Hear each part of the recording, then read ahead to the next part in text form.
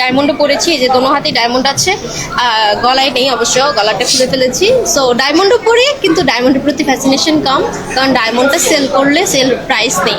আর গোল্ডের আমি যেদিন থেকে বুঝতে পেরেছি ডায়মন্ড সেল করলে সেল প্রাইস নেই, তখন থেকে গোল্ডের প্রতি আরও বেশি ফ্যাসিনেশন বেড়ে গেছে।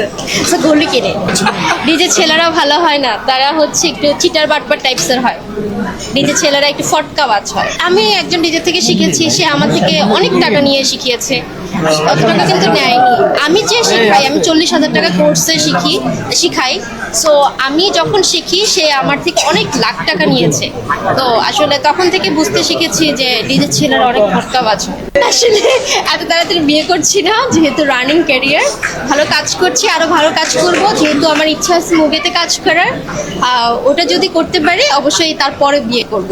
ফ্যাশনেশন বলতে আমি ঢাকাইয়ায় বিয়ে করব, অবশ্যই বিজনেসম্যান বিয়ে করব, চাকরিজীবী না। চাকরিজীবী দেখতে পারি না সেটা কথা না, চাকরিজীবী আমাকে চালাতে পারবে না এটা হচ্ছে কথা, কারণ তাদের স্যালারিটা কম থাকে। আপনি অনার্স মাস্টার্স কমপ্লিট করলেও আপনার স্যালারি কিন্তু 50-এর উপরে যাবে না। তা আমার মান্থলি যদি 1.5 লাখ টাকা খরচ থাকে, সে কি দিতে পারবে? দিতে পারবে না। আমি প্র্যাকটিক্যাল ওয়েতে বলেছি কথাগুলো।